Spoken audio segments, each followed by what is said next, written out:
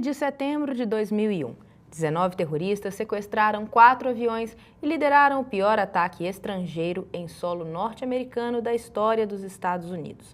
Cerca de 3.000 pessoas morreram. Aqui no estúdio da TV O Tempo, eu recebo o coordenador do curso de Relações Internacionais do UniBH, Leandro Rangel, e o editor adjunto do caderno Mundo de O Tempo, Marcelo Fiuza. Você pode enviar as suas perguntas para o nosso site www.otempo.com.br.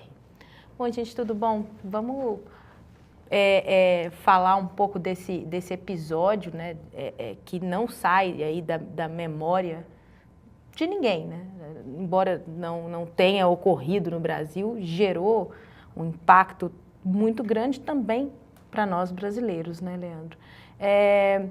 Que lições assim a gente tira, além da própria fragilidade, né, do Império Americano, né, que se expôs dessa maneira, de 11 de setembro? Entendo que a coisa mais interessante desse acontecimento é revelar que cada grupo social se utiliza dos argumentos que tem, das ferramentas que tem nas mãos, para gerar o impacto que acha pertinente gerar no sistema. Então, classicamente, a gente trabalha com estados, né, nações soberanas, que, portanto, utilizam, por exemplo, de forças armadas, de um sistema oficial, de gerar algum grau de coerção e, no limite, mudar a política internacional. Mas também núcleos sociais, ou seja, figuras que estão à margem desse sistema cotidiano das Forças Armadas, podem gerar algum tipo de impacto com as armas que têm nas mãos. Nesse caso, especificamente, ou bombas, e, no caso de 11 de setembro, um avião, por exemplo. Ou seja, é importante que o Estado, o sistema internacional de forma geral e os atores que atuam nesse cenário comecem a perceber, a interpretar a importância da sociedade civil, em qualquer grau, da desorganizada e da organizada, e lidar com esse tipo de fenômeno de forma distinta, não na perspectiva clássica de ação soberana, sendo que o Estado seria o único ou principal motor do sistema internacional. Não é mais, claramente não é assim que funciona mais o sistema. Boa tarde. Seria uma bancarrota da diplomacia um exemplo bem claro de que estamos de volta pautados por questões como religião para resolver questões de Estado? Sim, a gente pode dizer que o ambiente clássico e tudo aquilo que está aliado a ele, vinculado a eles, também nesse caso a diplomacia, se fragilizar, mostrar a sua fragilidade. Nessa perspectiva, a gente tem que trazer à tona novas temáticas. Já no fim da Guerra Fria, especialmente ali no início dos anos 90, quando a gente começa a conformar um novo cenário internacional, novos países, especialmente da extinta União Soviética, o leste europeu se apresentando para o sistema e a África, de algum jeito, mesmo que ainda de forma muito tacanha, lidando com o sistema internacional de alguma forma, traz à tona um debate diferente. A religião especificamente, mas também as questões de cultura de forma mais geral, de forma mais lata.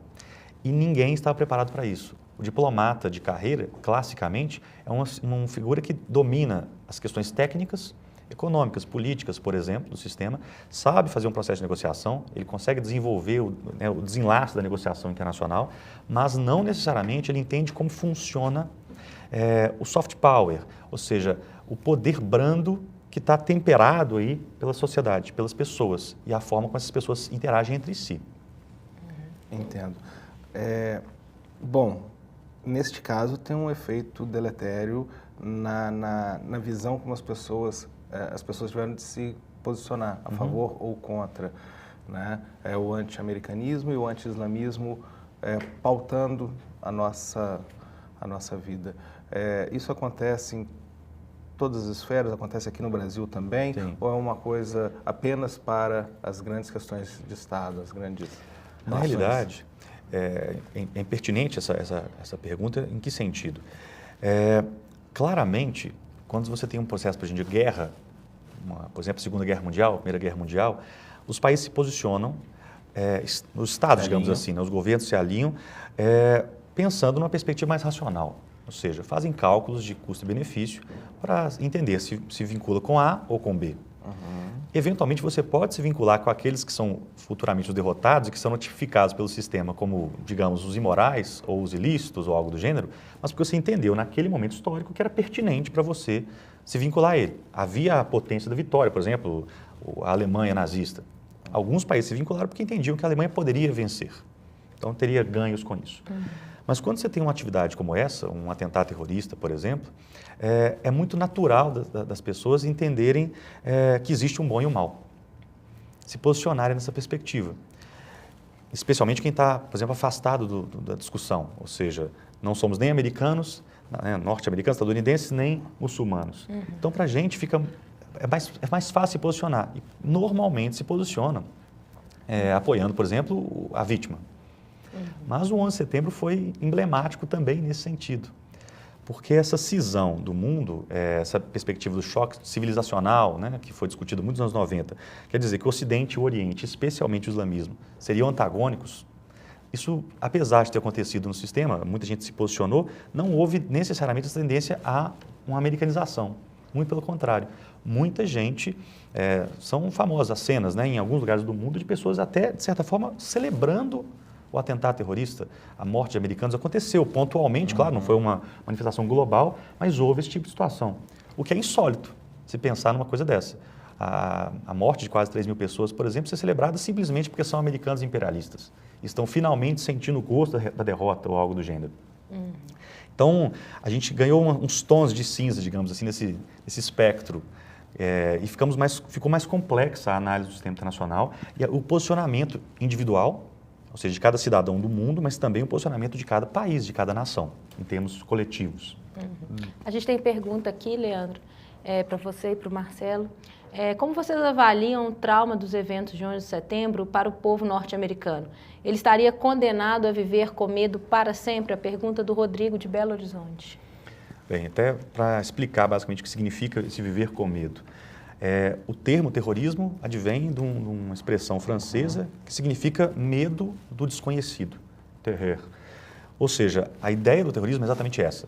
É você incutir na cabeça das pessoas o terror, o medo absoluto, porque você não sabe de onde virá o próximo ataque. Não tem aquela formação histórica de se enfrentar visualizando o adversário. Você não vê onde está o adversário, você não entende quem é o adversário. Então, sim, eu acho plenamente razoável a gente entender que o americano vai passar a viver durante pelo menos um bom bocado de tempo com essa ameaça vaga. Existe aí, por exemplo, se aproximando do 11 de setembro, está todo mundo pensando, especialmente no sistema americano, se há chance ou não de um novo atentado, mesmo que seja micro-atentado, mas para reverberar, né, a maximizar a reverberação pelo fato de ser no 11 de setembro, uma data emblemática. Então, o americano vai viver com isso. Com certeza. Para sempre, aí já eu acho pouco razoável. Por quê? Porque as gerações mudam e muda também a expectativa, a relação entre o fato e essa geração. As pessoas hoje com 20 anos de idade, por exemplo, que estão nas salas de aula, né, estudando comigo lá, por exemplo, no curso de Relações Internacionais, não têm a imagem do 11 de setembro na cabeça.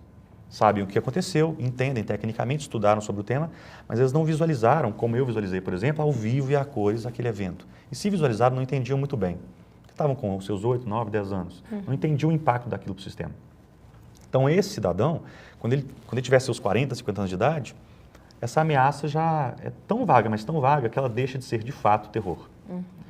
Mas é bem evidente que o mundo mudou drasticamente pós 11 de setembro. As pessoas passaram a lidar com essa ideia do medo, digamos assim, de forma mais emblemática. O cidadão americano, ele de fato tem certos receios no mundo. Viajar de avião no 11 de setembro é uma situação insólita para muito americano. Eu diria que temos duas consequências muito, muito claras. Uma paranoia, né, a fragilidade exposta da grande potência, e a reação truculenta, o revanchismo que aconteceu. As guerras do Bush, a guerra do Bush na invasão do Afeganistão, né? A caça durante 10 anos ao Bin Laden, são exemplos dessa potência acuada, né, reagindo, que chegam para a gente. O que me leva a uma pergunta, né? 10 anos depois, a gente consegue fazer um balanço dessa bagunça. Você falava de tons de cinza dessa situação. A gente teve a reação e teve a paranoia. o que acontece? O que aconteceu nesse extrato, né, que deve ser observado na década, nos 10 anos do fato? Bem, eu acho que o fato exemplar aqui é a derrota de fato do Império Americano. Os Estados Unidos perderam a guerra. E não perderam a guerra em 11 de setembro de 2001. Perdem agora a guerra, 10 anos depois, que a gente pode avaliar o que foi feito.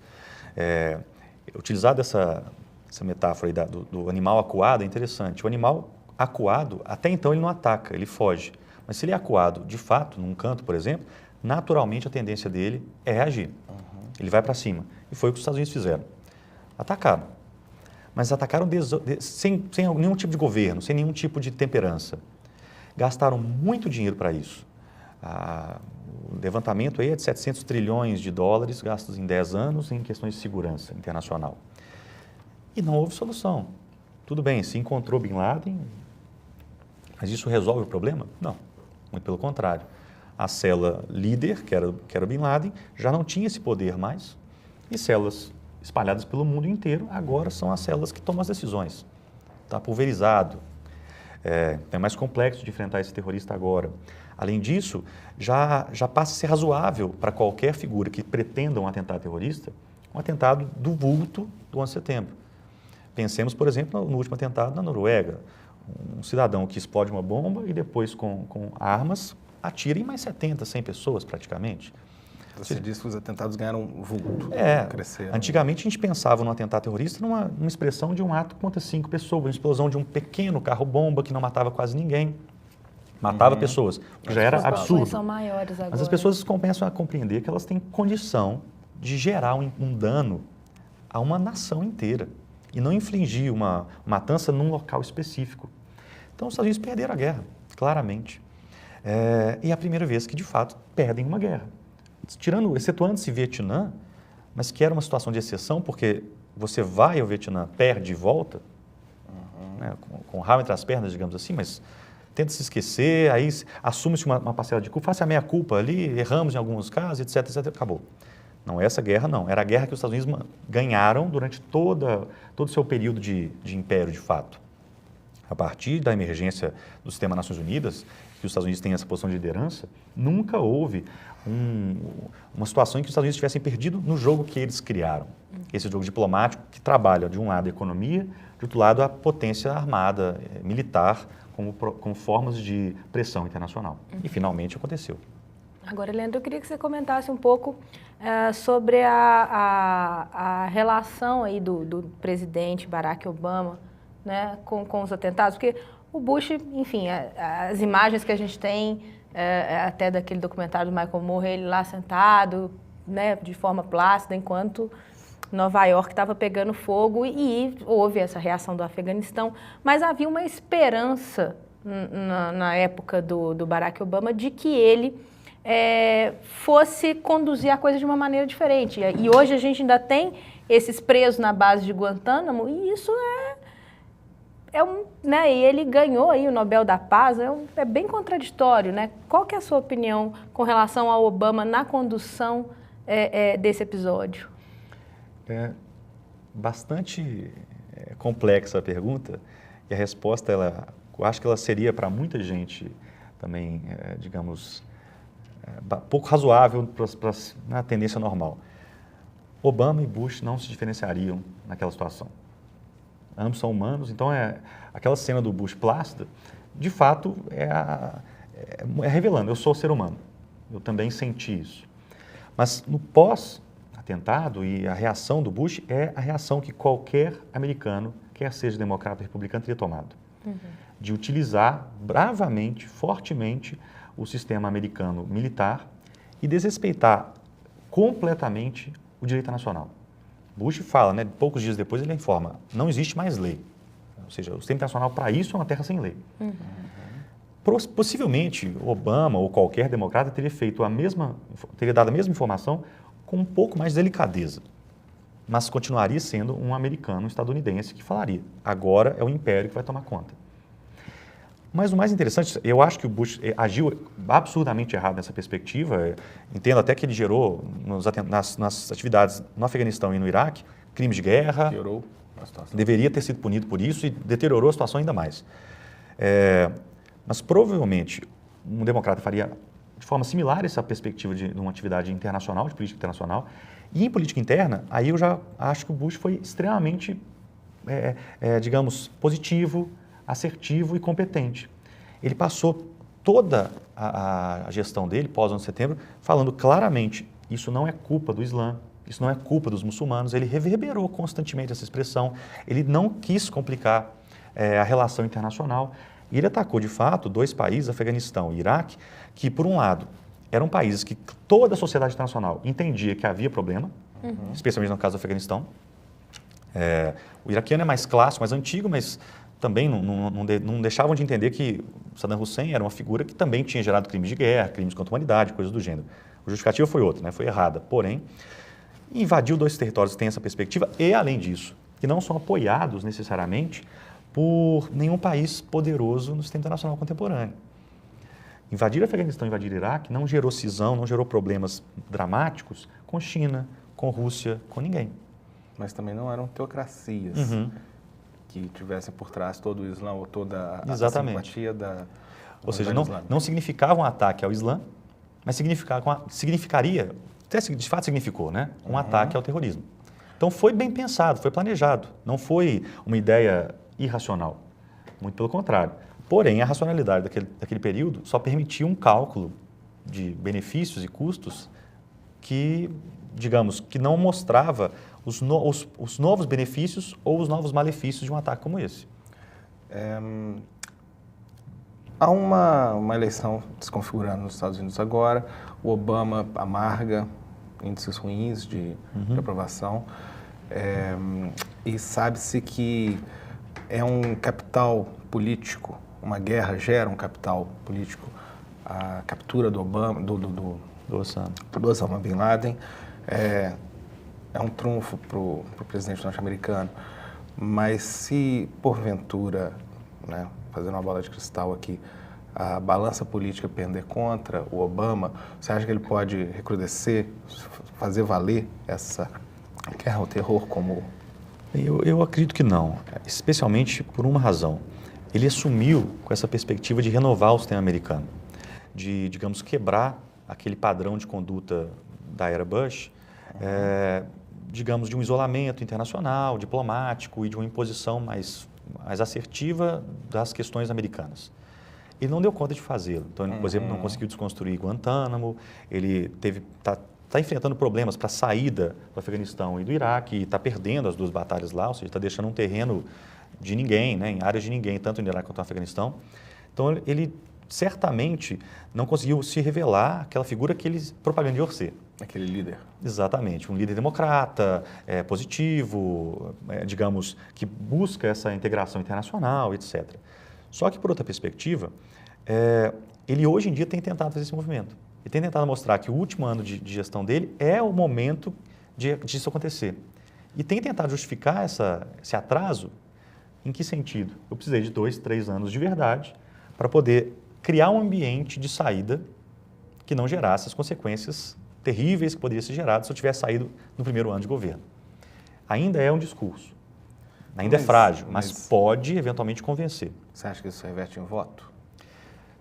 O grande dilema americano é que o sistema americano é rachado, claramente, ou seja, quem é democrata vota em democrata, quem é republicano vota em republicano. A dificuldade não é ser eleito como presidente, hoje em dia. Se ele for o candidato democrata, ele vai disputar, com chances de vitória. O difícil é ele ser eleito dentro das primárias democratas como candidato democrata. Internamente, eu acho que ele tem mais problemas para ser o indicado do que como candidato democrata de fato. Por quê? Porque os democratas vão fazer esse debate. Será que ele será um bom candidato ou não? E hoje em dia, eu creio que o democrata pense que ele não será um bom candidato, que ele provavelmente perderia uma eleição para um republicano. Mas ele achou o Osama não seria... É um argumento que pode ser utilizado e ele vai pautar essa tecla bastante. Mas ainda existe essa dificuldade. Provavelmente o próximo ano de gestão do governo democrata tem essa tendência de, digamos, acelerar o processo para que ele consiga concluir certas promessas de campanha e chegar na hora da campanha e falar assim, bem, eu fiz isso, eu fiz aquilo que eu prometi, cumpri parte do que eu prometi.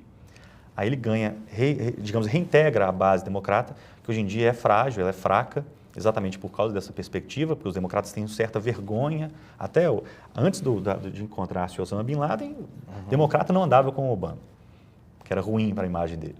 Hoje em dia já passa a ser mais pertinente, já passa a ser razoável. Então há um processo de crescimento. E o interessante é que os republicanos estão jogando jogos democratas, estão recrudescendo o debate. O grupo do Tea Party, né, que são os republicanos mais turrões e de direita, tem polarizado essa discussão americana, o que facilita, no meu entender, o posicionamento democrata do Obama. De que maneira isso afeta a gente aqui no Brasil? Bem, a gente tem duas questões interessantes. Uma é que o Brasil tem que fazer o jogo internacional. A gente é muito vinculado, mesmo que não sejamos necessariamente hoje em dia uma nação que trabalha a política externa brasileira voltada para os Estados Unidos, a gente trabalha muito essa lógica do Sul-Sul, e BRICS e coisa do gênero, a gente tem uma relação íntima, simbiótica com os Estados Unidos. E o nosso governo, apesar de ser um governo petista, ele soube trabalhar muito bem as questões da diplomacia brasileira, Itamaraty. Então, há um núcleo bastante grande de diplomatas de carreira que tem essa perspectiva próxima da ótica do Marco Aurélio Garcia, ou seja, de figuras do governo petista, que entendem que a diplomacia tem que tentar ser o mais multilateral possível. Então, os nossos últimos embaixadores todos conseguiram desenvolver esse tipo de técnica. Andar por todos os lugares sem Exatamente. fechar as portas. Então, ele tem que, de certa forma, responder a algumas questões americanas e tem que enfrentar certas posições americanas. Mas, certamente, a posição do terror, da guerra ao terror, não naquela ótica cruel e dura de anos atrás, mas a perspectiva de uma segurança internacional, isso é positivo, o Brasil defende isso. Isso, entendo. Né? A lógica de, digamos, é importante que o sistema internacional como um todo atue contra o terror. E a segunda questão estamos numa fase agora de Copa do Mundo e Olimpíadas no Brasil, que são exatamente os dois momentos mais emblemáticos do universalismo. O Rudolph Giuliani, ex-prefeito de Nova York na época, até do atentado, a consultoria dele de segurança é quem presta serviços para o Brasil hoje em dia para a segurança tanto da Copa do Mundo quanto da Olimpíada. Ele aponta diretamente, o Brasil será necessariamente foco de análises de terroristas nos próximos anos, porque um atentado na Copa do Mundo e numa Olimpíada chama muita atenção e provavelmente as figuras que estão tentando perpetrar um ato desse, quer sejam muçulmanas, quer não sejam muçulmanas, aqui nem é essa questão, é um terrorista de forma geral, ele provavelmente entende que o Brasil é mais frágil para conter um atentado desse do que, por exemplo, uma Alemanha, um Japão, países que têm digamos, um sistema econômico, político e social mais bem engendrado, mais bem estruturado. Bom, a gente tem pergunta aqui da Luísa, de Belo Horizonte. Existem muitas especulações sobre a participação do próprio governo norte-americano nos atentados de 11 de setembro.